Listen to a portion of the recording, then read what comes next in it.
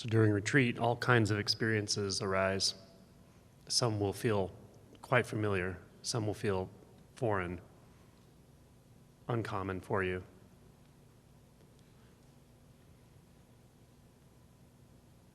Really, as described in the guided meditation this morning, the key is to not judge, not to try to compare whatever experience is going on in the moment and to try to compare that to an idealized experience or a previous retreat experience or a peak experience. It's just what's happening in the moment. It's just the momentary experience. So let them come and go. Just like the waves rise and fall in the ocean, the textures of experience will come and go throughout retreat.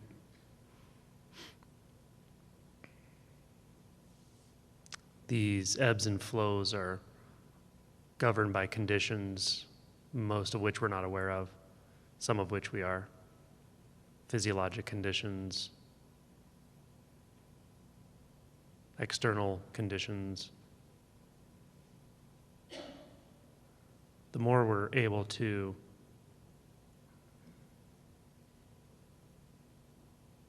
unhook the tendency to push and pull on experience, the more it becomes clear that there is no identity in experience. There's only experience.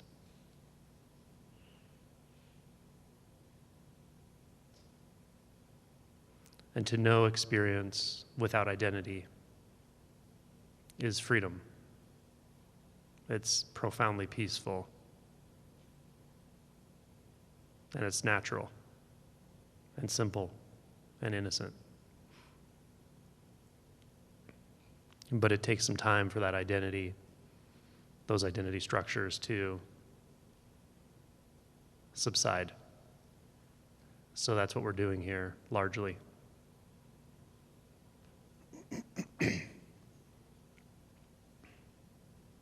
We're taking advantage of the set of conditions that retreat brings forth to allow us to let identity, or the appearance of identity, naturally unhook, disentangle itself from the momentary flow of experience.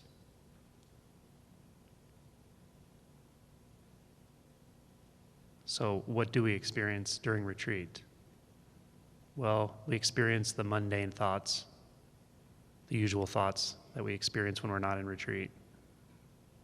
Wondering, imagining, remembering, doubt, doubting our experience, doubting whether we're getting it right,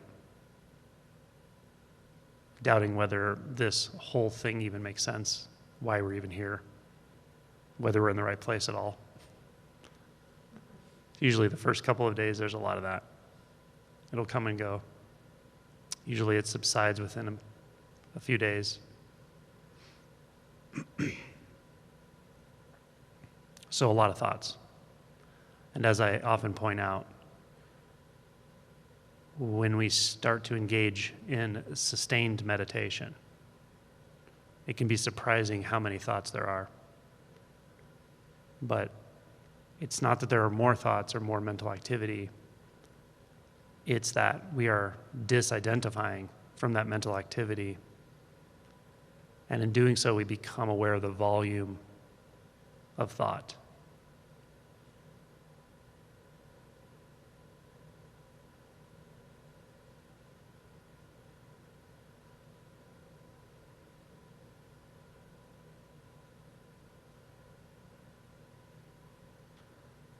During retreat, we also tend to during retreat, we also tend to experience a lot of emotion. It can come and go. There may be periods of neutrality, relative peace, and then there may be periods of intense emotion. There may be grief, sadness, despair, joy, elation, fear,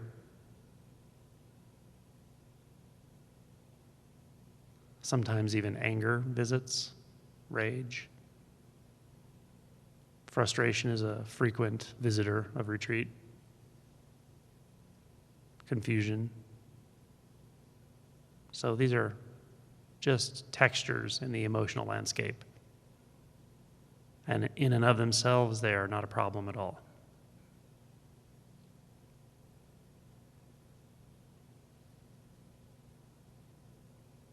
As I described in the opening talk, particularly intense emotions, troubling emotions, are often best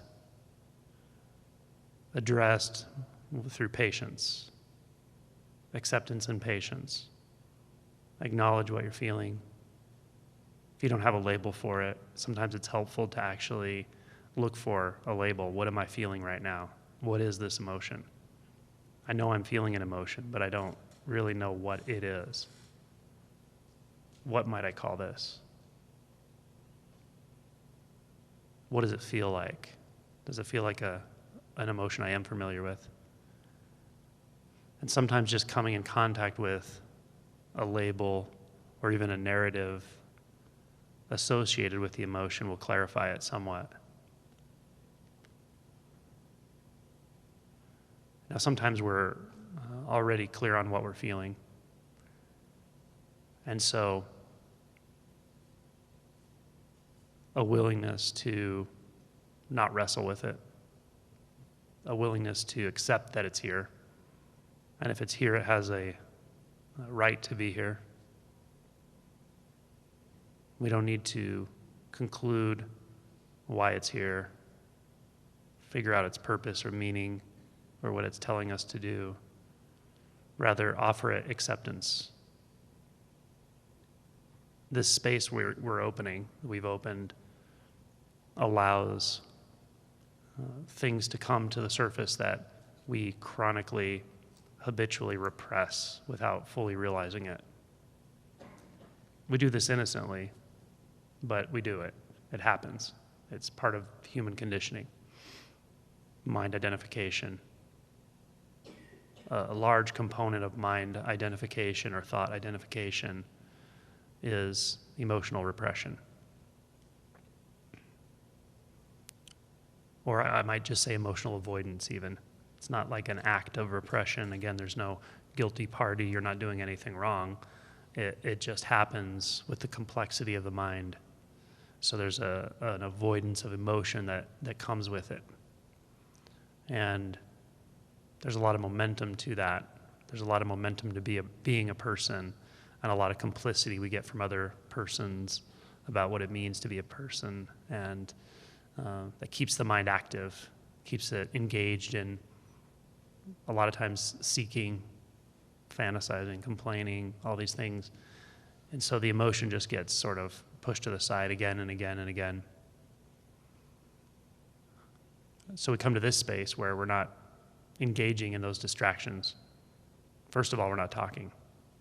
We're sitting with our own experience. Second of all, we don't have anything to do pressing outwardly. So our attention can go inward. And when our attention goes inward, these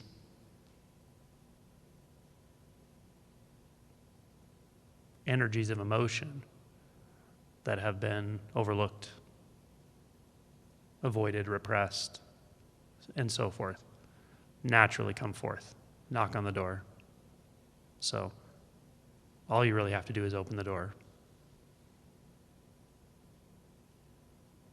I find the approach of unconditional love is very powerful. You could say that any living entity, any living energy, all it wants is to be what it is. That's all it wants.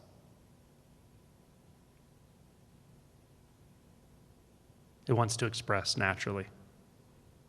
And you have access to consciousness. So you have the space to allow it to express naturally. Feel it fully. Give it life.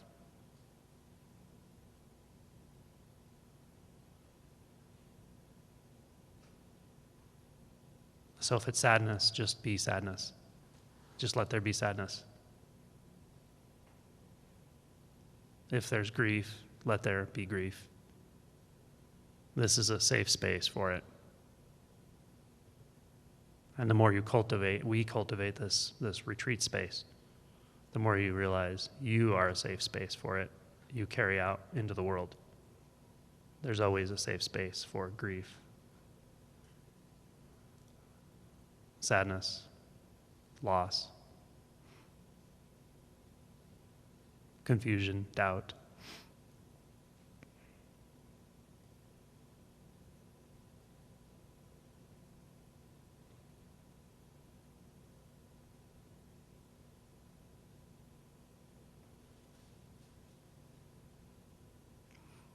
And sometimes the emotion or the emotional experience really turns in on itself. Becomes almost like a self-violence, self-anger towards the self, self-hatred even. In my experience, these emotions need more love. These compel you to really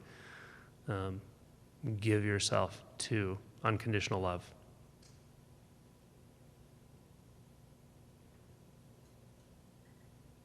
It can be surprising.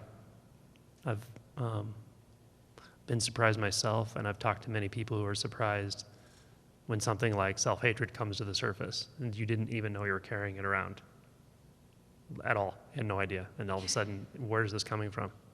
What is this? But it's obvious what it is. Or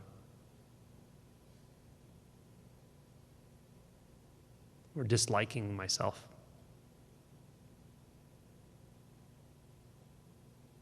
But again, these are energies. They're life forces. They've been living in human consciousness for eons. So they're ancient, and I would even say intelligent. But they're misunderstood, chronically misunderstood, repressed habitually, and societally, and familially, culturally. So they've been in the dark a long time. And you are the only light for them. Friends can't do it for you. Your partner can't do it for you. But you can. You can accept these energies into experience, into consciousness. It's just a matter of opening to the capacity you have for unconditional love. Unconditional love means I don't know what this is going to. Unconditional love means I have no idea what this energy needs. I don't even know if I can provide it, but I'm willing to try. I'm willing to see it for what it is, feel it for what it is, and let it inhabit the space of my consciousness. It's a willingness, a surrender to your own humanity. And everyone here has the capacity for this. That I'm 100% sure of.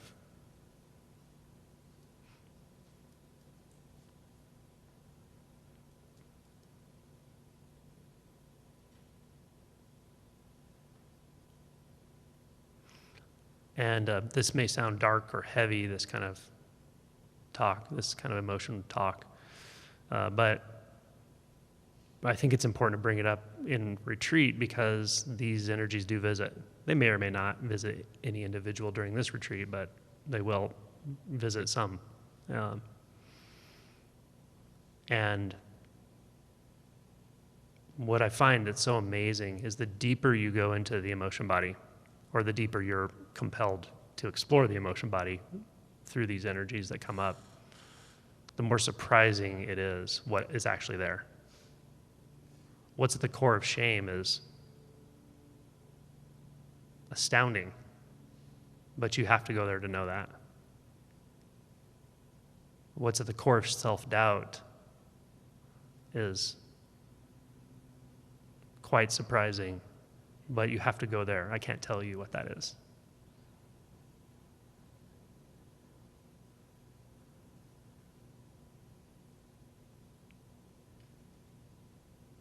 So there's a profound innocence in all of these emotional energies, these emotion states. Complete innocence. And it's interesting because we know at various levels, including the level of mind identification, that what we really want is innocence. We want innocence back. We want the innocence of childhood back because we know it, we remember it. And yet, oftentimes, we completely overlook the one place to go to really learn about innocence. And that's in the emotion body.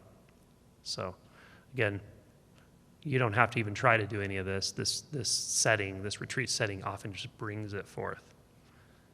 So I wanted you to have some tools, I suppose. Although you don't need tools, it's more of a surrender and openness and a willingness to trust whatever comes up. So we've covered thoughts and emotions. All kinds of strange things can happen during retreat, different kinds of experiences. I think in the intro talk, we touched on Kundalini or energetic experiences. They can be anything from a feeling of electricity going up the spine, like remarkable, something you don't experience normally. Involuntary movements of the arms or legs or neck or head, these all happen. I've seen them already happen here, and it's just part of the deal. If they happen to you, it's okay. There's nothing to do about it, nothing to manage about it. Just allow it. It's okay. In Zen, there is a term, makyo, which essentially means illusion. You can have even hallucinations, see things that aren't there, hear sounds that aren't there. They can be sudden and loud, or they can just sort of be some music in the background that you realize you've been hearing for the last 30 minutes, and then you realize it's actually not playing in the room, but you've been hearing it. All kinds of things. So if you experience these sort of altered states of consciousness, again, it's perfectly okay. It's just another quality of experience.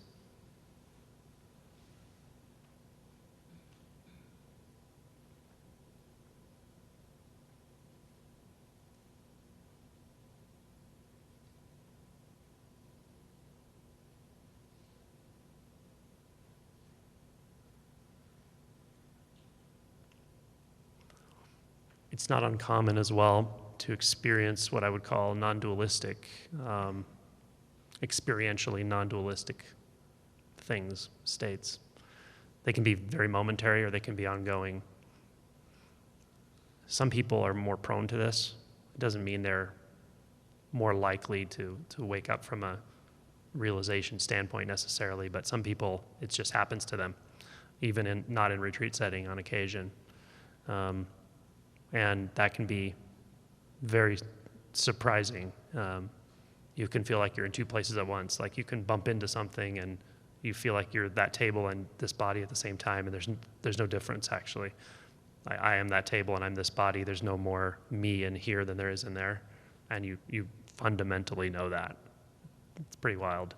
And often it's experienced as a sort of bliss or just a remarkable amazement and a remembering of a sort of unity that's quite real.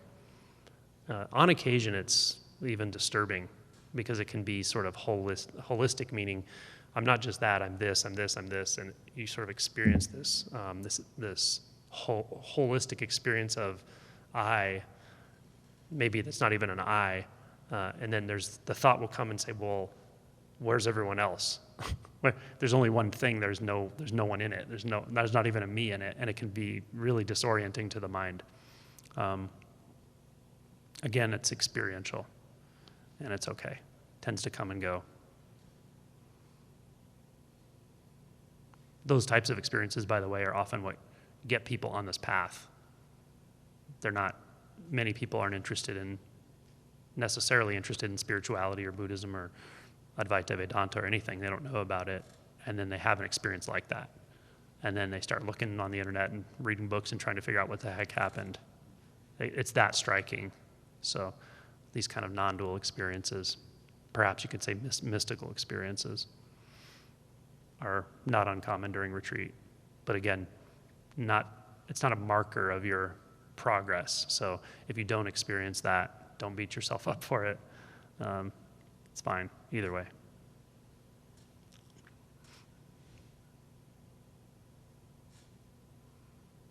I love the simplicity of Zen, especially when it comes to something like this, a setting like a retreat setting, and that is whatever happens,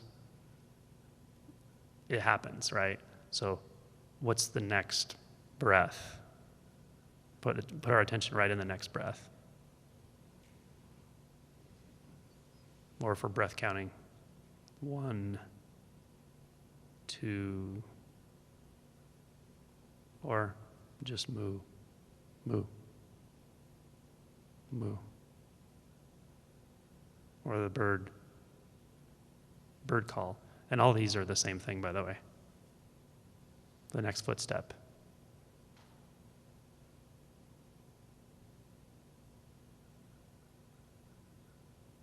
Reality happens in moments. At first, it seems as if I'm experiencing a deeper moment. And then it goes so deep, there's no I experiencing, there's only the moment. You could say it's an experience of eternity almost. And then it goes so deep, it almost turns inside out, where it's realized that the narratives and storylines and all that really don't mean anything. And all of reality comes forth as one sound, one bird call, one cough, one breath.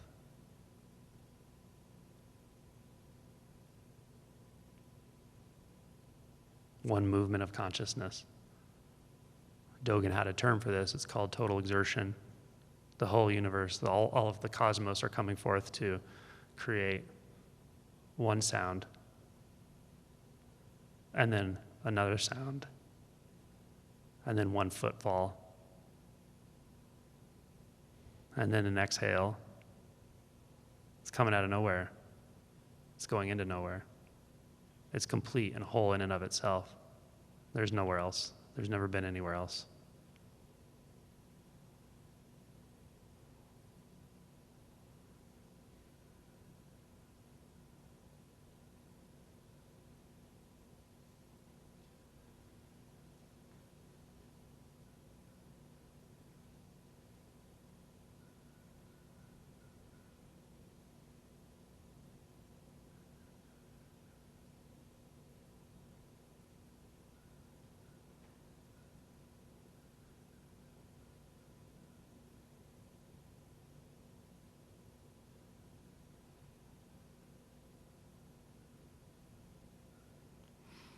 And you may perceive as time goes on, as the next few days unfold, that there's a sort of synchronicity. Don't be heavy-handed with this. Don't try to apply this to your experience, but you may notice it. There's a synchronicity between the landscape of your own experiences that we've already talked about, the thought streams, the quiet mind, the emotional intensity, contraction, expansion, even mystical experiences. You'll start to notice there's a synchronicity between those personal, quote-unquote personal experiences, and the movement of the whole retreat. Because it's not a group of people having a personal experience. It just looks like that. It's the retreat retreating itself. That's all that's happening here. Nothing more and nothing less. So be open to investigating gently and naturally where your own personal experience is coming in contact with the whole movement, which isn't just us and the apparent people in the building, it's the building. It's the birds. It's the woods. It's the other people walking around that aren't in the retreat. The whole thing is the retreat. One unified expression.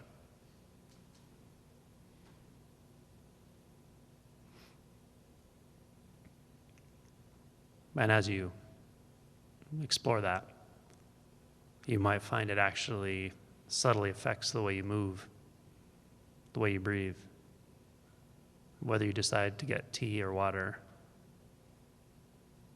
whether you decide to sit or stand. There's something else, let's say, driving all of this that's fully beyond the limited human dimension. You could say we're turning the wheel of the Dharma together, but I hesitate to give it any sort of label, but I'll let you investigate that.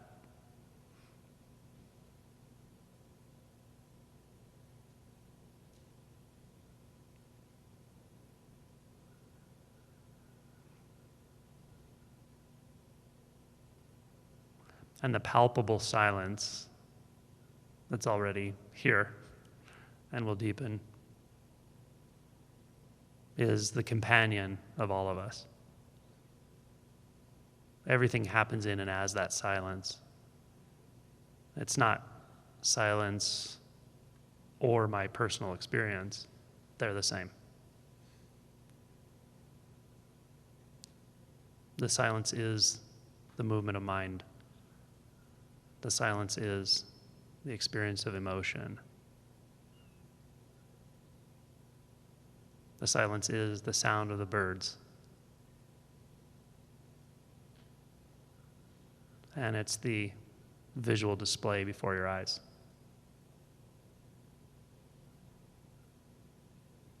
And it's the taste of the tea.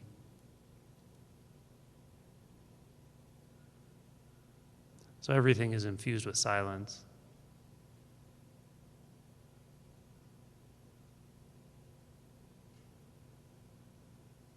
And this collective movement we call retreat is just deepening that silence. Whether we try to or not, it's happening.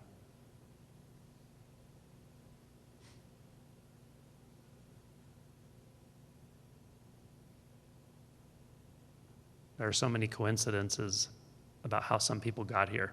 It's really pretty amazing, even in the last few days, that weren't planning to come. And at the same time, there are no coincidences. It's perfectly obvious why it happened that way.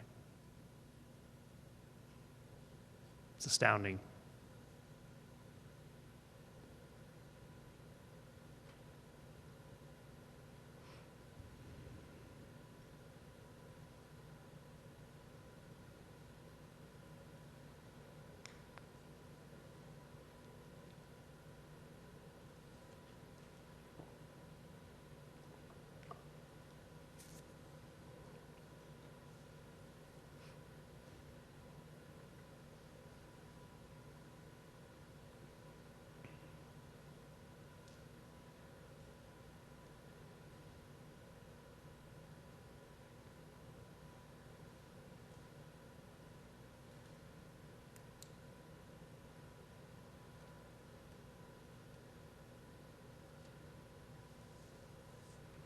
So if you, at any point, don't know what to do, or feel like you need to do something, you need to direct your attention or your will somewhere,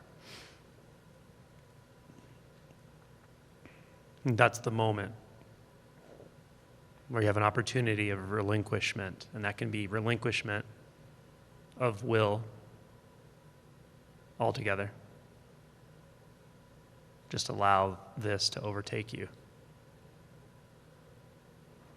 And if there's just a little too much will for that, then a relinquishment into the next inquiry question. Who am I?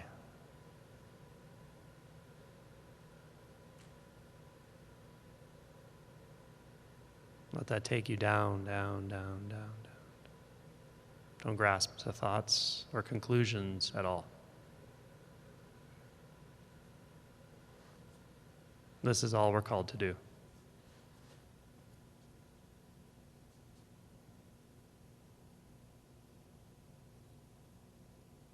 Or in hearing only sound.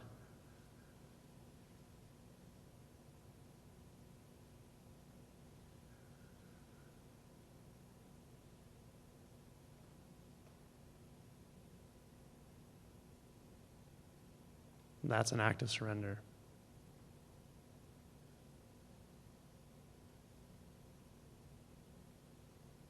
Or what is mu?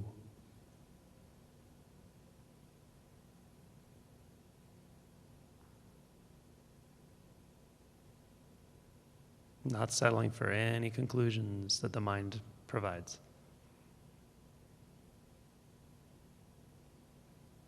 Not pushing away thoughts, but that's not the answer.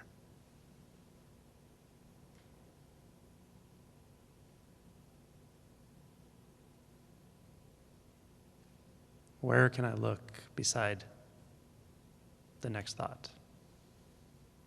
How can I go where no thought can go? Just go there.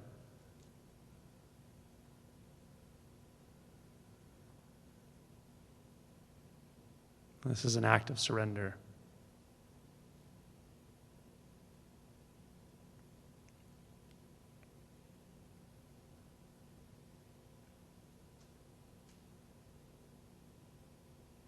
You can't force an awakening through one act of surrender, but you can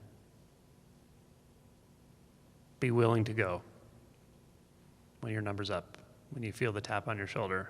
You can be willing to step off that edge. To let go of the life that you think you know.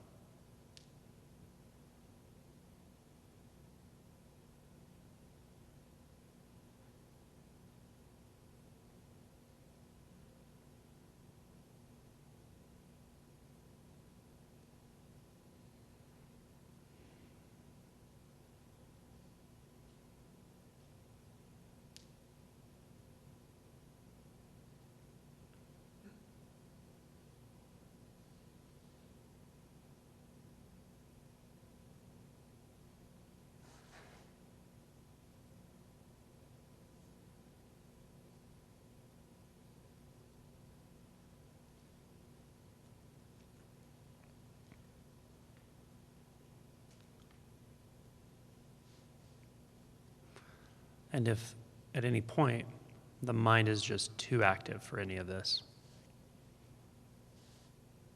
too much disorientation,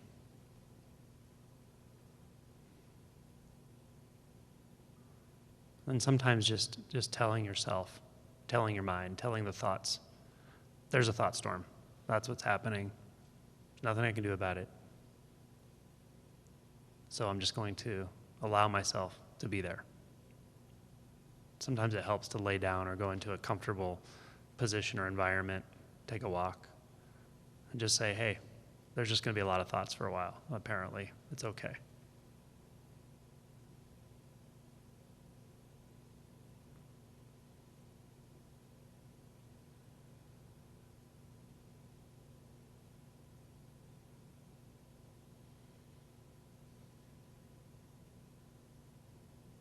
Can we allow thoughts to come and go freely without considering it a problem, having to monitor every thought to know what they are, what they mean? Or can we just let the mind go on and on and on, chatter on?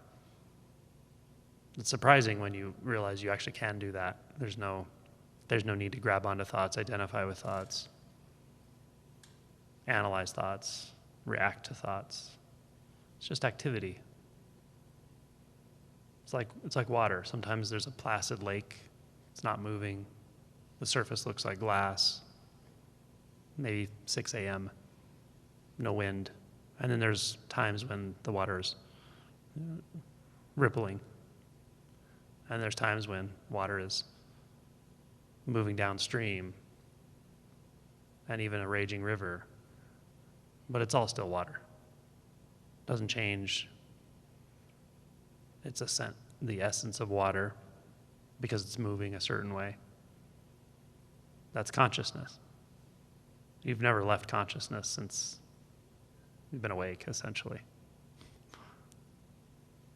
Throughout the day, when there's thoughts or no thoughts or less thoughts or more thoughts or happy thoughts or sad thoughts, it's all just consciousness. That's all it is. It's not a big deal.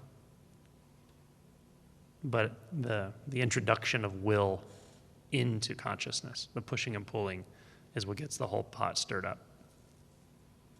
And it gets so stirred up, it turns into a standing wave, which I would call mind identification, where we literally don't realize we're thinking. We don't realize we're stuck in a standing wave of thought, and that thought is actually defining or apparently defining our experience. It's making the world look in a way that it isn't. It's making things appear solid that aren't actually solid, and things appear continuous that aren't actually continuous. It's funny when you see through it. It's crazy, actually, but until that point, it's hard to really get an appreciation for how binding some thoughts are.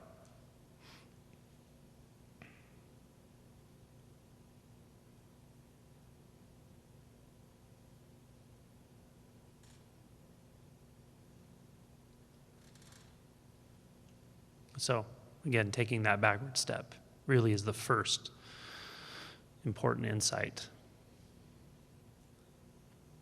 In my opinion or my experience, regardless of what path, whether it's Zen, which uses that sort of terminology, whether it's Dzogchen, whether it's Advaita Vedanta, whether you're a Christian, whether you're atheist. In my experience, the first step really is taking that backward step and fundamentally recognizing the nature of consciousness. We could call it being. In Buddhism or Zen, it may be called mind with a big M. But it's undeniable when it finally clicks. Oh, okay. Everything I've ever thought, every way I've ever perceived has been looking through a certain kind of lens in consciousness, such that I experienced myself as a perceiver. And the changing perceptions were never an issue. It was the sense of a perceiver I didn't see. That's the view I've been looking from. Once that view collapses, there's clarity. It's a very simple clarity. And from that, then it's much easier to allow that raging river of thoughts when it comes, to not get so caught up in it. At some point, even enjoy it. Enjoy all the different ways that water moves, just like you can enjoy a river, and you can enjoy a stream, and you can enjoy a pond. You can enjoy consciousness that's placid, relaxed, contentless. And you can enjoy consciousness that's flowing along, even if there are thoughts. Because you see that there's no one there apart from those thoughts to push on them and to pull on them, to react to them as the thinker. In consciousness, it's the thinker. In your life, it's you. What feels like you actually walking through a life, through a world, having problems, needing solutions. All of that is like a shadow puppet from this standing wave in consciousness.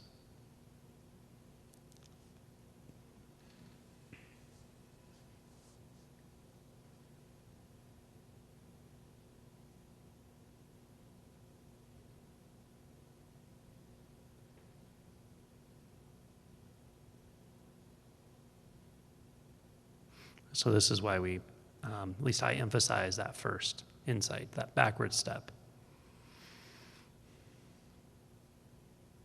And then after the sort of honeymoon period that often comes. We have the capacity now through that unbound consciousness, which is intermittent for quite a while. It's not constant, after awakening even. But we have the capacity now for a lot of this repressed material to come to the surface, and that's the shadow work. Just like night follows day, it's lawful, natural. Can't avoid it. Well, you can try, but you become weirder and weirder the harder you try. You'll get a cult following and everything, but I don't recommend that.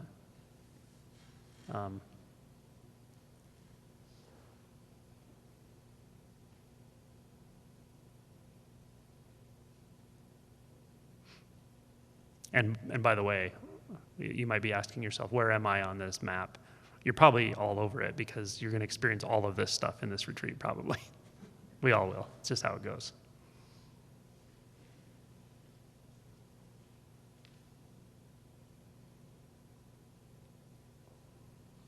And really where the rubber really meets the road is the shadow work. The initial insight is very important. Otherwise, it's really hard to even access your shadow.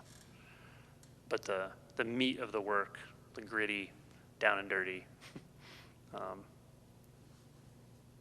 where you learn that really the only way is vulnerability, the only way is unconditional love. You learn it one way or another. That's the shadow work and you can do shadow work before awakening, for sure. I did a recent interview, I think I uploaded yesterday actually, with someone who had many, many years of spiritual experience and therapy as a therapist. A lot of insight through all of that work.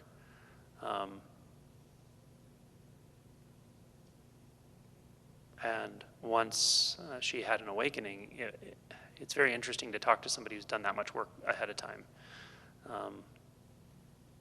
Sometimes they have they have a sort of distorted view of what awakening is even going to be because they have so much spiritual context and have heard it so many times. And yet, it is a much smoother landing if you've done a lot of that work ahead of time.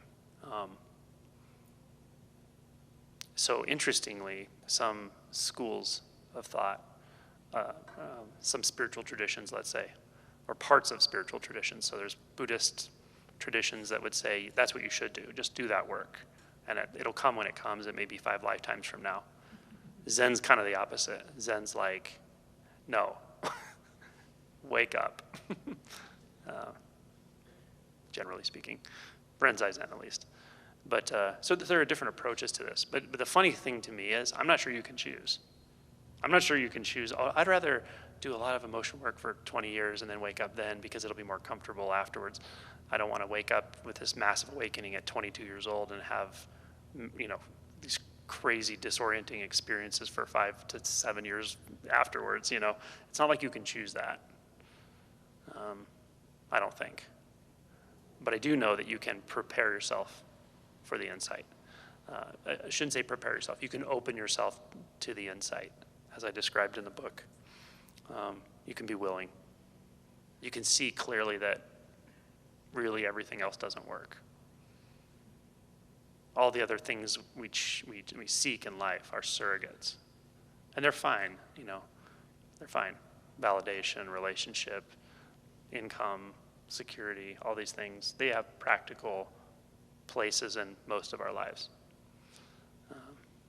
Maybe not for monastic necessarily, but even then there's going to be some considerations that matter from that standpoint.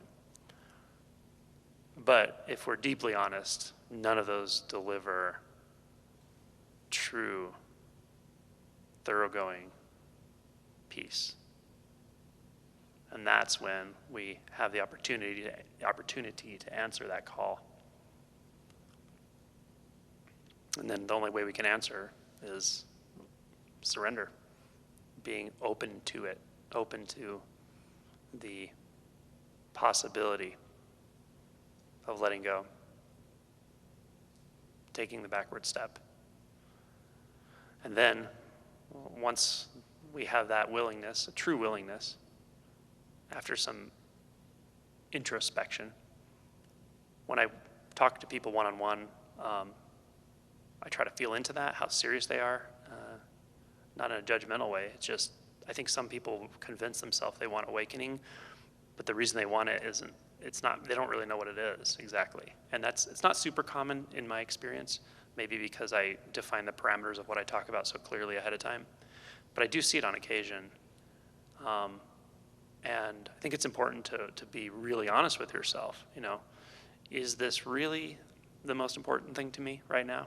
Have I really seen that all the other things, these other places in my life I can put my will and my effort, I'm satisfied that those aren't really going to deliver fully what I'm looking for, or not necessarily looking for, what I yearn for, what I know is somehow accessible. If you've come to that place, you're in a good place. Once that, I think, has been established in yourself, you know that that's how you're orienting. You know that you're crazy enough to come to a retreat like this, and so forth. Then adding a good inquiry question, or a koan, like mu, what is mu? What is the sound of one hand? Adding something like that is kind of like rocket fuel. It can be. But even that, again, you can't force this. There's this very strange and mysterious and beautiful paradox about this.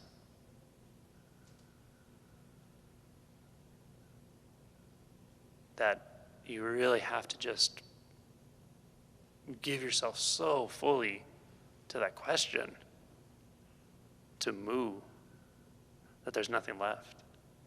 And then it's revealed.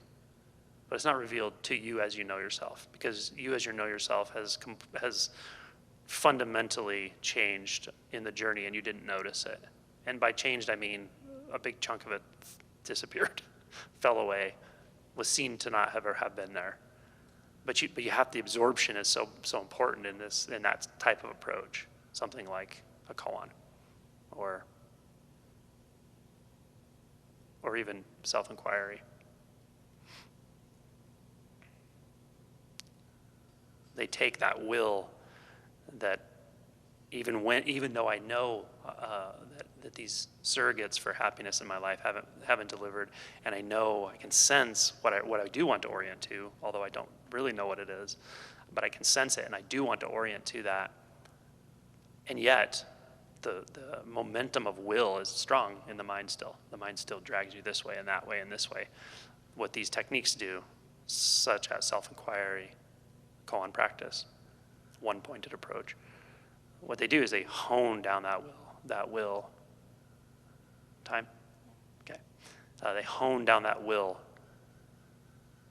and essentially direct it to its own source, or what you're taking to be your source, what you think and fundamentally feel, that the view of you as you see the world and as you see reality is rooted in and coming forth out of. And we're looking directly at that, at the root. So that's the long and short of using a technique like that.